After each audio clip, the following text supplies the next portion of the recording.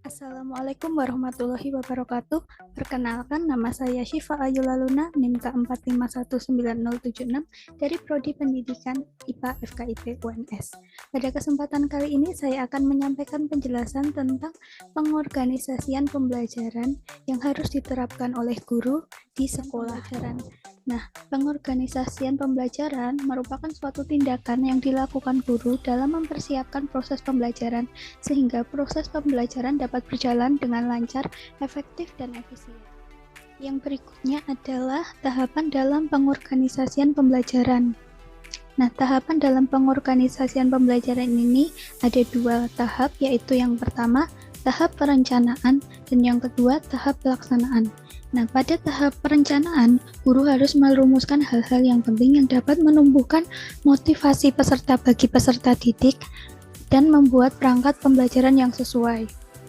Nah, selanjutnya pada tahap pelaksanaan, yaitu guru harus melaksanakan proses pembelajaran sesuai dengan apa yang telah direncanakan sebelumnya dan melakukan evaluasi untuk mengukur tingkat keberhasilan peserta didik dalam mencapai tujuan pembelajaran yang telah ditetapkan sebelumnya.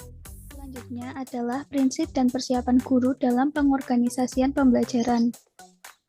Prinsip yang harus diperhatikan guru dalam menyusun rencana pembelajaran menurut Zahri dan Romli pada tahun 2019 ada 5. Yang pertama, rumusan kompetensi dalam persiapan pengajaran harus jelas. Yang kedua, persiapan mengajar harus sederhana dan fleksibel serta dapat dilaksanakan dalam kegiatan pembelajaran dan pembentukan kompetensi peserta didik.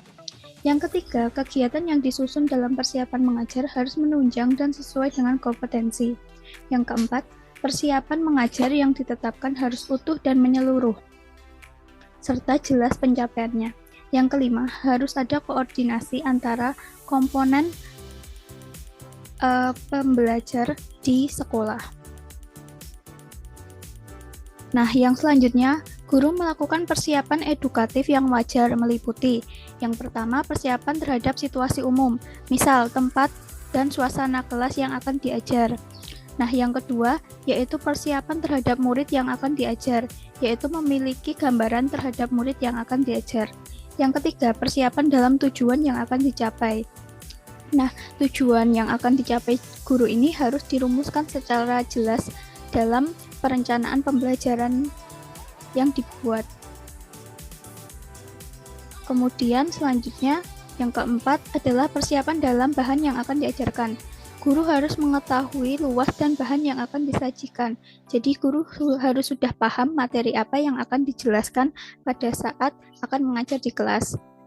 Nah, yang kelima ada persiapan dalam metode mengajar. Guru harus memilih metode yang sesuai dengan pembelajaran yang akan diajarkan pada saat itu. Yang keenam, ada persiapan alat-alat pembantu. Jadi guru harus mempersiapkan media atau alat peraga yang dibutuhkan dalam setiap pembelajaran, misalnya seperti PowerPoint. Kemudian ada persiapan dalam evaluasi, yaitu menetapkan pokok-pokok yang harus dinilai dan membuat alat atau instrumen penilaian. Selanjutnya adalah tahap penyusunan RPP dalam pengorganisasian pembelajaran.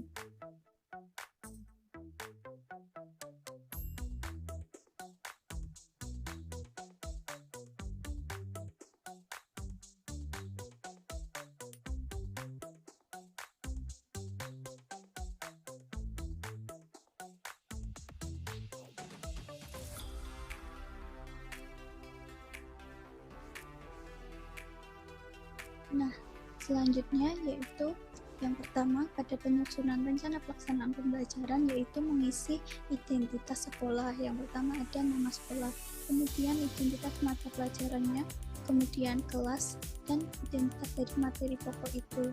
Nah, kemudian ditentukan alokasi waktunya dan ditulis RPP itu untuk pertemuan berapa. Yang selanjutnya yaitu menentukan kompetensi inti.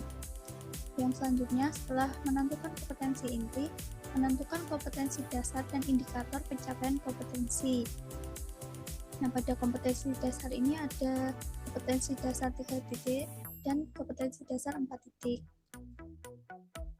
Nah, setelah itu selanjutnya adalah tujuan pembelajaran. Tujuan pembelajaran ini merupakan penjabaran dari IPK. Nah, setelah merumuskan tujuan pembelajaran, yaitu menentukan strategi pembelajaran. Strategi pembelajaran berisi pendekatan, model, dan metode yang akan digunakan dalam pembelajaran itu. Misal pendekatannya scientific, terus modelnya yaitu problem based learning. Kemudian metodenya bisa ceramah, diskusi, studi literatur, praktikum, tanya jawab, dan presentasi. Setelah itu menentukan materi pembelajaran. Materi pembelajaran diklasifikasikan berdasarkan faktual, konseptual, prosedural, dan metakognitif. Nah, kemudian menentukan model dalam pembelajaran IPA-nya. Contohnya ini model integrated dari Fogarty, seperti ini contohnya. Kemudian ada menentukan media pembelajaran, contohnya seperti LKPD atau lembar kerja peserta didik, kemudian PowerPoint, kemudian ada alat dan bahan untuk praktikum. Selanjutnya menentukan sumber belajar. Sumber belajar contohnya seperti buku dan bisa juga dari video.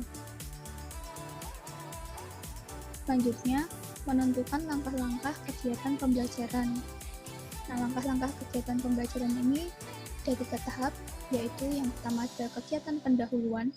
Kegiatan pendahuluan ini berisi salam pembuka, kemudian menanyakan kehadiran siswa, kemudian melakukan persepsi, dan melakukan motivasi, kemudian merumuskan tujuan bersama-sama dengan peserta didik, tujuan pembelajaran yang akan dicapai pada saat pembelajaran itu. Kemudian ada kegiatan inti.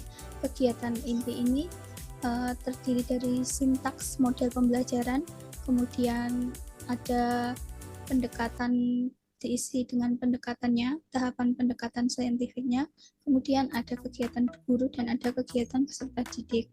Nah, yang terakhir tahapannya yaitu pada kegiatan penutup. Kegiatan penutup ini siswa bisa diberikan soal post-test, kemudian guru memberikan tugas lanjutan kepada siswa, dan guru memberikan apresiasi kepada siswa karena telah mengikuti pembelajaran hingga selesai. Nah, yang terakhir ada penilaian. Penilaian ini terdiri dari 3 aspek, yaitu aspek pengetahuan atau kognitif, aspek keterampilan atau psikomotor, dan aspek sikap atau afektif. Nah, ini merupakan contoh instrumen penilaian, mulai dari penilaian pengetahuan atau kognitif, kemudian penilaian keterampilan, dan ada penilaian sikap atau afektif. Sekian mengenai penjelasan dari pengorganisasian pembelajaran di sekolah. Kurang lebihnya saya memohon maaf. Wassalamualaikum warahmatullahi wabarakatuh.